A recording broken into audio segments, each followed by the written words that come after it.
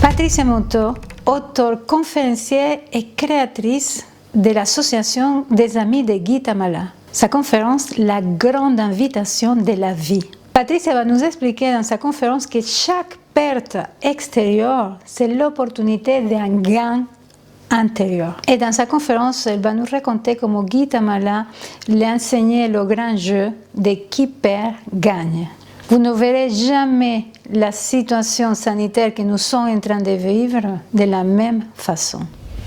Alors il y a presque un an, au dernier sommet de la conscience, toute l'humanité, une grande partie du monde était invitée à un incroyable événement qui est cette pandémie qui a confiné les hommes chez eux, qui a atteint pratiquement la totalité du monde dans une maladie collective. Et évidemment qu'on a tendance à baisser les bras et à rouspéter d'une injustice terrible.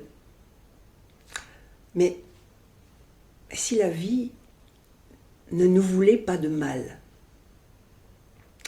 et si derrière ce qui semble être un cataclysme, il y avait une invitation justement à une renaissance. Mais encore faut-il savoir quelle invitation exactement, quel bien la vie attend de nous. Sinon il est impossible qu'on en profite et nous continuerons à souffrir de chaque confinement et de chaque masque porté. Alors il m'est revenu les moments que nous passions avec Gita Malas et Bernard, mon époux, autour du voyage que constitue une existence humaine. Et on peut trouver des réponses à ce questionnement autour du confinement et de la pandémie dans ce qui est offert à une vie humaine dans les quatre grandes étapes. Et si on regarde ce que nous avons tous vécu, il y a d'abord, pendant 20 ans, tous, nous arrivons sur Terre, nous naissons donc à une vie extérieure. Et pendant 20 ans, on va essayer de bien vivre dans cette vie extérieure en apprenant à marcher, à compter, à parler. On apprend à avoir un métier, on a un maître d'école qui nous éduque et on apprend à avoir un moi, à avoir des choses à soi. Et au bout de ces 20 ans, on va dire qu'on a construit, on est assez à l'aise dans le monde extérieur et on est prêt à passer 20 autres années à l'accomplir cet ego. C'est-à-dire à accomplir ce que nous avons à faire dans le monde extérieur, à avoir un métier, à avoir des enfants, un mari, une maison, une voiture, des vacances. C'est comme si on essayait, chacun à notre manière, d'accomplir ce plan de conscience qui est l'ego. Et au bout de 20 ans de construction, 20 ans d'accomplissement, on a tous un moment autour de la quarantaine. C'est pas étonnant si on l'appelle la crise de la quarantaine, parce que collectivement, l'homme est invité à une renaissance. Et si, après avoir appris à vivre dans le monde extérieur, il lui était proposé de commencer à vivre dans son monde intérieur. Et on se retrouve aussi infirme avec ce qui se passe à l'intérieur de nous. Il nous faut faire toute une route pendant une vingtaine d'années pour apprendre à marcher, apprendre à parler dans le monde invisible, avec ce monde intérieur. Là aussi, il nous faut un maître d'école ou une maîtresse. Là aussi, il nous faut quoi? Apprendre à bien vivre avec soi. Cette renaissance, c'est après avoir conquis un monde extérieur, partir à la conquête de notre monde intérieur. 20 ans pour apprendre qui suis-je là-dedans, là.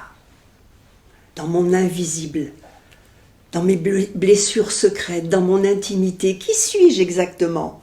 Quelle misère, quelle pauvreté, et comment m'aimer? Voilà, on va passer 20 ans à savoir qui suis-je, comment m'aimer, et qui est-ce que je peux devenir. On va apprendre à renaître à une autre dimension de nous-mêmes.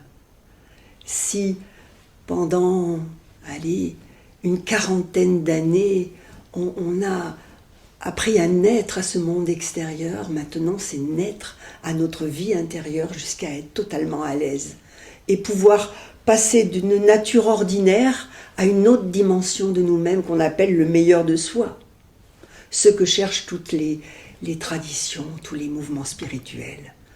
Passer de notre nature première, ordinaire, à un sommet d'humanité, à une deuxième nature. Et puis donc on vient de passer 20 ans à visiter cette intériorité, à voyager. Et là aussi on a à peu près 20 ans pour l'accomplir. Comme on a accompli un travail, une vie familiale, on a à accomplir ce que Gita a appelé le grand moi. Après avoir accompli notre petit moi, notre petite personnalité humaine, accomplir notre grand moi, c'est-à-dire à quoi je sers. La grande invitation de la crise de la quarantaine, c'est mais à quoi sert cette vie?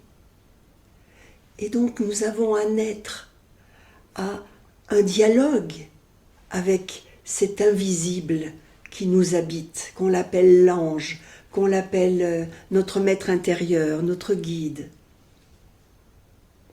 On a donc à trouver avec quel contrat de vie on est arrivé sur Terre.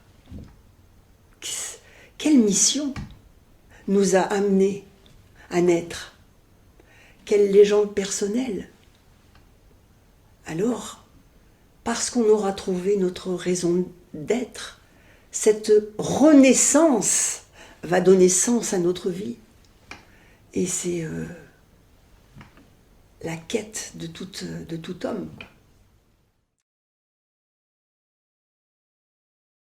Alors, si on aperçoit ce grand voyage qui est une première naissance extérieure, à la vie extérieure, une renaissance, une deuxième naissance à notre ange, on peut maintenant mieux comprendre l'invitation du confinement.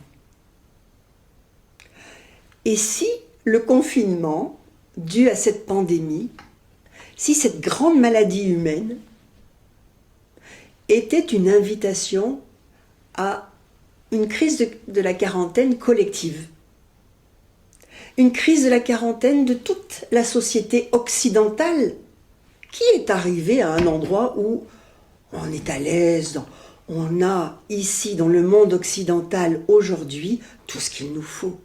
Nous avons une certaine réussite extérieure, nous avons un certain confort matériel et notre ego est arrivé à son épanouissement. Et cette crise de quarantaine collective, et si c'était une invitation à, maintenant que tu as bien réussi dehors, est-ce que tu vas t'occuper de réussir dedans? Que nous a permis cette maladie collective? Elle nous a offert un confinement. Qu'est-ce que c'est qu'un confinement? C'est être privé de la vie extérieure pour avoir une chance que la vie intérieure puisse prendre sa place. Ou alors s'égarer dans tous les écrans qui vont nous divertir au lieu de se tourner vers nous-mêmes, qui est le grand divertissement, qui est le divertissement secret et sacré.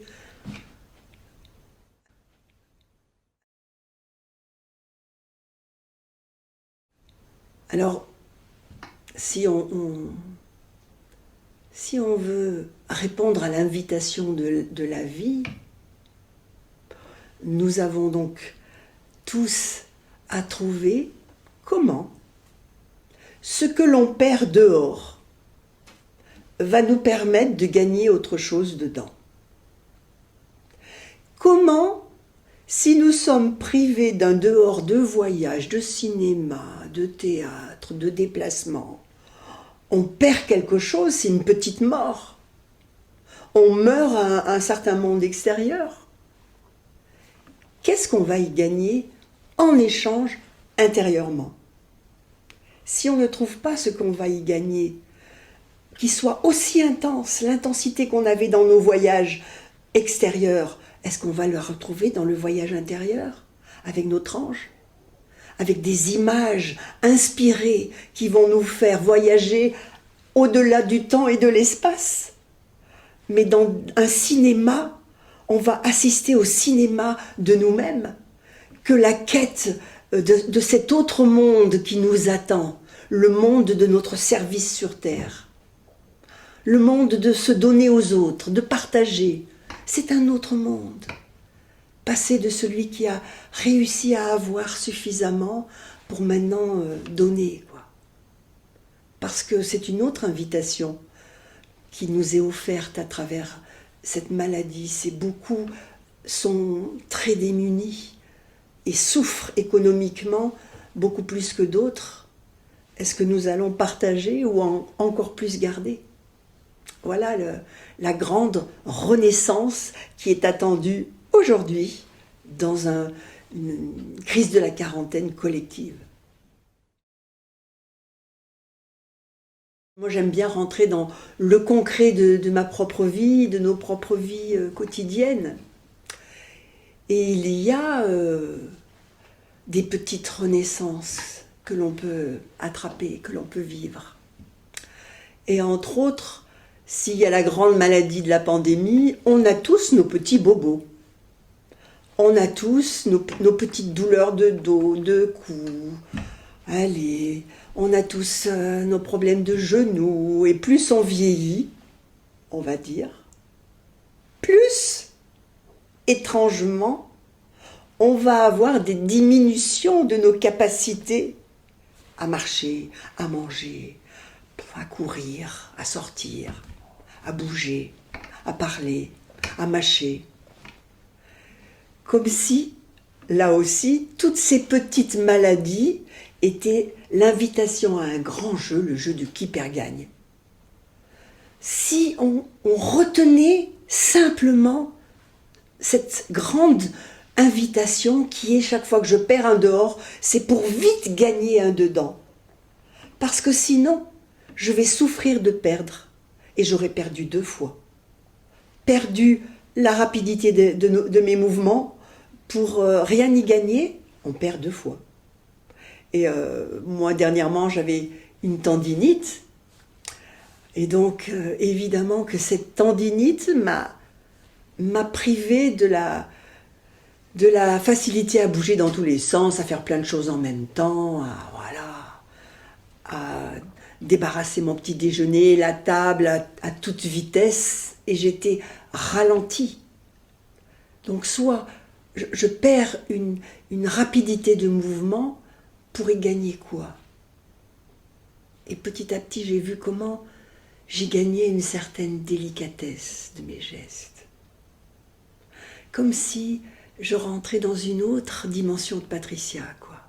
Il y a la Patricia qui fait tout vite pour en finir. Et puis il y a la Patricia qui déguste. Mais la Patricia qui déguste, elle est 10 000 fois meilleure à vivre que celle qui fait vite son débarrassage. Alors après, on comprend que dans le grand confinement final que sera notre mort, à un moment donné, on va être confiné dans un lit, et bien là, nous serons invités à renaître. Chaque fois que l'on va perdre quelque chose, est-ce qu'on va être capable de perdre dehors pour y gagner une intensité de vie?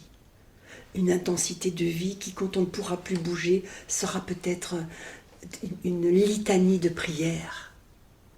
Peut-être qu'on va rencontrer à cet endroit-là des expériences mystiques qui ne peuvent pas nous être offertes quand on bouge dehors. Si on a trop de choses dehors, il n'y a pas assez de place pour que dedans s'ouvrent à d'autres dialogues. Et une vie mystique qui est promise à tout homme, à un moment ou à un autre. Voilà le grand jeu du qui perd gagne que chacun peut s'offrir.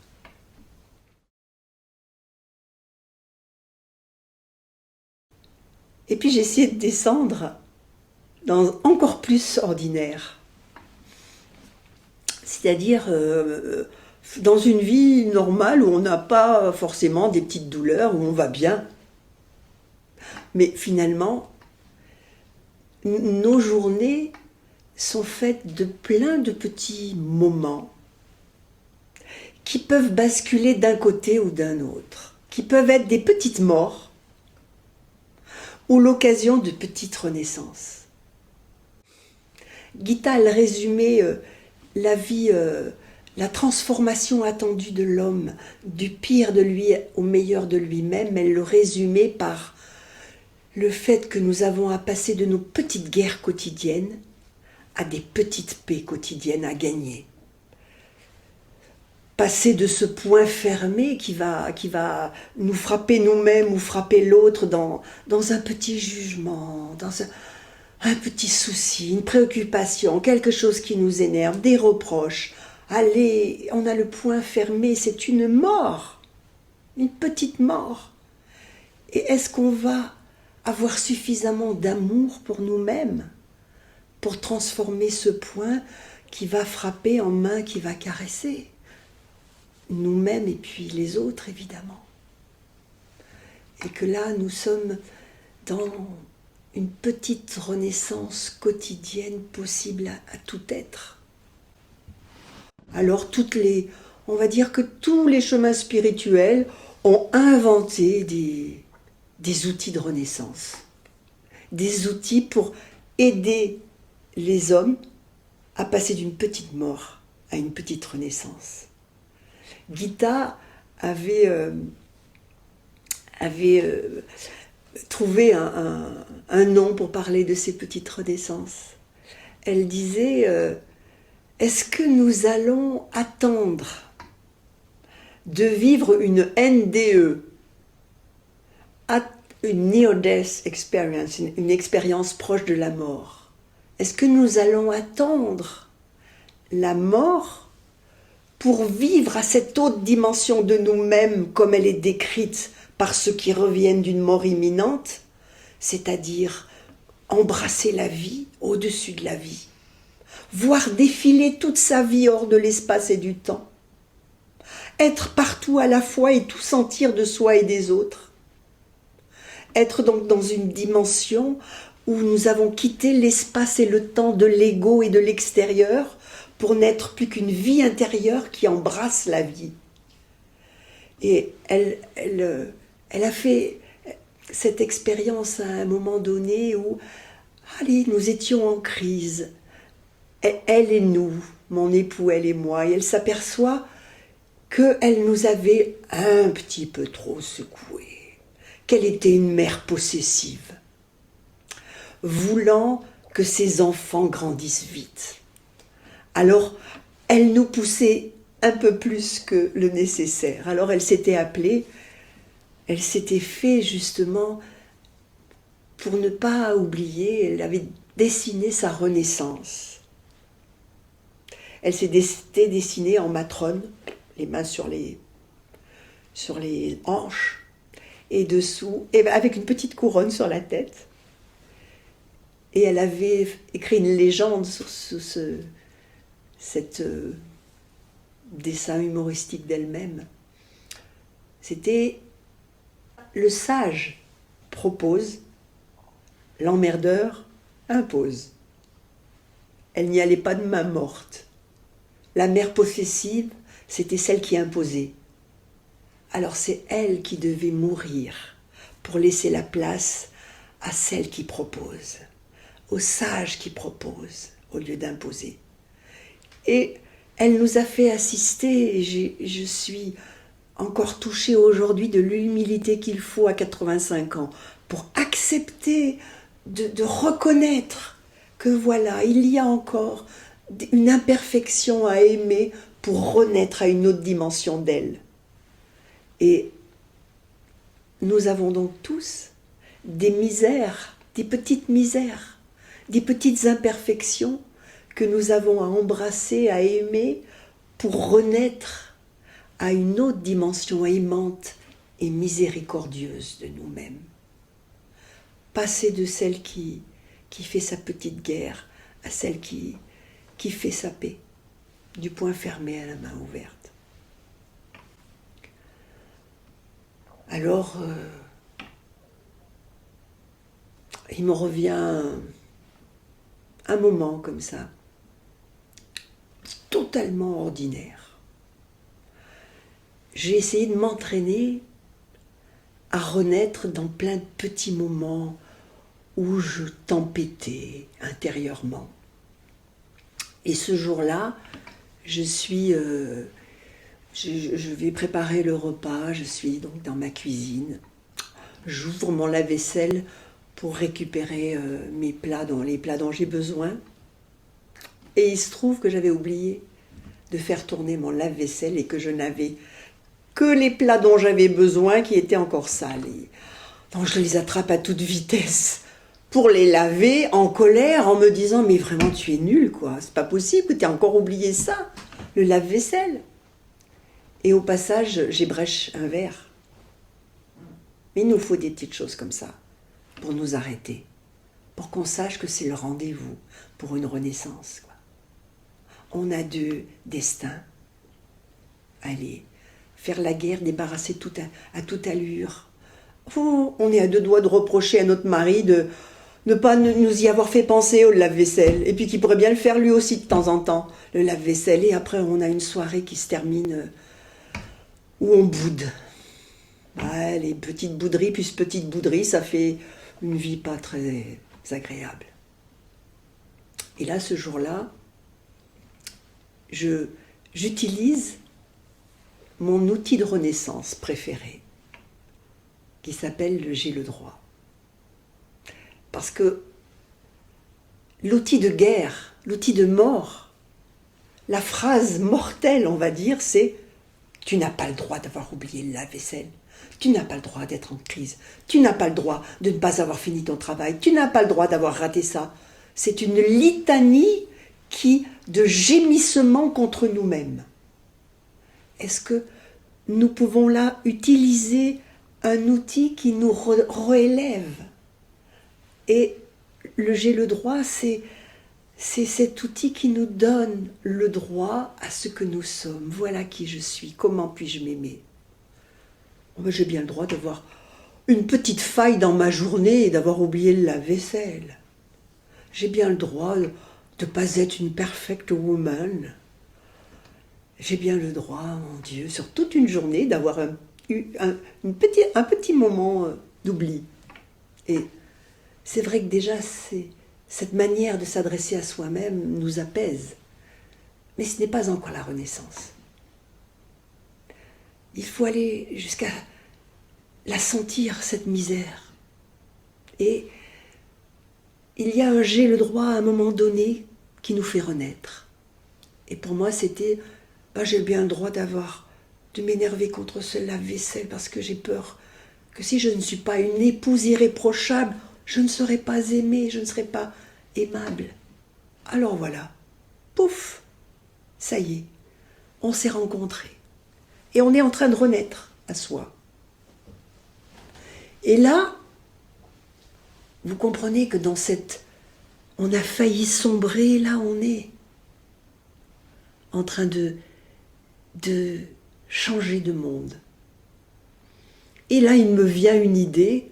Quand on est sous terre, on ne voit que les ténèbres de nous-mêmes.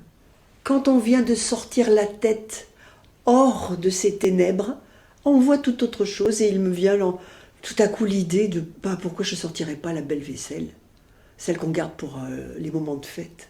Pourquoi je ne ferais pas j'arrangerais pas mon repas, pourquoi je ne m'habillerais pas un peu mieux? et que et pourquoi pas manger dans la salle à manger. De fil en aiguille, je me suis retrouvée avec un repas de misère ou un repas, on peut bien dire un repas de reine, quoi. Et quand mon mari arrive et qu'il ouvre la porte, la première chose qu'il me dit, c'est « Oh, zut, j'ai oublié un anniversaire !» Et nous voilà partis tous les deux dans une autre soirée. Ça a failli être une soirée de bouderie de Patricia. Et voilà que j'ai envie de le remercier pour la vie qu'il m'offre. Le remercier de tout ce qu'il a fait pour moi. Et on a passé... c'est un tout petit moment, c'est rien du tout, c'est rien. Mais j'ai évité un moment de guerre pour être dans un moment de grâce, quoi. Voilà ce qui est offert quotidiennement, dans plein de petits rendez-vous que nous avons tous, où nous pouvons tous nous arrêter devant une mort attendue, une renaissance promise, juste en se donnant le droit à ce que nous sommes. Alors évidemment que si on accepte de faire cette première étape qui est se rencontrer, évidemment qu'une porte s'ouvre. Parce que le sourire que l'on a sur nous-mêmes attire notre ange. Et une autre rencontre se fait avec une vie intérieure qui est écouter son ange nous parler de ce que nous avons à faire. Nous rentrons dans un autre épisode de vie qui est d'entendre notre ange nous guider dans les prochains pas de service, d'amour que nous avons tous la possibilité de vivre. Pour terminer, peut-être que je peux vous partager une phrase que Gita a écrite dans un de ses livres. Elle a écrit « Lorsque le corps féminin est fécondé par la semence mâle, c'est la première naissance, celle du corps mortel. Lorsque l'homme ou la femme sont fécondés par l'esprit, c'est la deuxième naissance, celle de l'être immortel. » Et si chacun de nous cherchait des jeux, des outils, des moyens, quels qu'ils soient, pour renaître à lui-même dans ces petits moments difficiles de vie, pour passer de l'homme mortel à l'homme immortel dans ces petits moments de vie. Je crois que dans les 30 dernières années de ma vie, toutes les questions qui m'ont été posées étaient sur le moyen. Par quel moyen on peut se retourner? Et j'en ai inventé des moyens, des jeux, jusqu'à en faire un jeu de cartes qui nous invite à renaître au meilleur de nous-mêmes, sous toutes ses formes. J'en ai même fait un livre qui répond à toutes ces questions, parce que c'est la question essentielle. Comment passer de ma nature ordinaire au meilleur de moi, de plus en plus souvent, de plus en plus fréquemment, de plus en plus aisément, de plus en plus naturellement, pour qu'au moment de mourir, j'y sois dans ce meilleur de moi, et que je sois capable de mourir avec le sourire, avec les mains ouvertes, au lieu de mourir en souffrant. C'est les mots de Gita au moment de mourir pour renaître ailleurs qui me viennent à l'esprit. C'est notre dernière renaissance. Tout quitter sur terre pour renaître à une vie invisible et une vie céleste. Et elle nous disait, mon Dieu, comme il est fin ce fil sur lequel on marche, sur lequel je marche. D'un côté le livre des douleurs du corps et de l'autre côté le livre de gloire. Et elle se mettait à voir, sans écran, ce qui se passait derrière le visible, dans l'invisible. Elle nous disait des mots rapportant ce qu'elle voyait de l'autre côté. Quand la vie extérieure ne nous intéresse plus, qu'on n'a pas encore quitté le monde extérieur, on n'est pas encore dans ce monde intérieur. On n'est pas encore mort, et on n'est plus sur terre et pas encore au ciel. Et elle nous disait des choses comme, mais oh, les anges ne sont plus ce qu'ils étaient. Ils ont évolué eux aussi. Ce n'est plus les anges des dialogues avec l'ange de Budaliguette. L'homme a évolué et eux aussi. Où était-elle pour pouvoir voir ça? Et elle termine en nous disant, mais ouf, les petits, ne bousculez pas trop les gens qui rentrent dans vos associations. L'évolution de l'homme va mettre du temps. Ne les bousculez pas trop. Ou l'évolution va mettre plus de temps que ce que nous avions prévu. Alors voilà, ce grand voyage d'une existence humaine. Mourir à une partie de nous pour renaître à une autre. C'est l'enjeu de notre vie. Exerçons-nous sur des petites choses où il est facile de renaître, mais qui nous fait changer de vie. Pour que dans notre rendez-vous final, allez, ce soit juste une marche supplémentaire. Donc en conclusion, je dirais que nous avons un aperçu d'un sens d'une existence humaine, c'est-à-dire la grande renaissance qui est attendue de nous, c'est naître à une vie extérieure jusqu'à en être maître de cette vie extérieure. Et pour naître à une deuxième vie, une vie intérieure, jusqu'à devenir là aussi maître de nous-mêmes. C'est la deuxième renaissance. Naître à une dimension première de nous-mêmes, à notre nature inférieure, on peut dire, pour renaître à une deuxième dimension de nous-mêmes qui est notre nature supérieure. C'est peut-être le grand rendez-vous de l'humanité. Apprendre à devenir un homme miséricordieux. Et le confinement, la place de ce confinement est donc juste un petit rappel. N'oublie pas cette renaissance attendue de toi. Alors comme tu ne sais pas trop la route à prendre pour renaître, on va un peu t'aider. Voilà, on va enlever un moment de ta vie dans 3-4 mois. On t'enlève la vie extérieure pour que tu puisses donner une chance à ta vie intérieure d'arriver. Et c'est ce qu'ont vécu beaucoup de gens.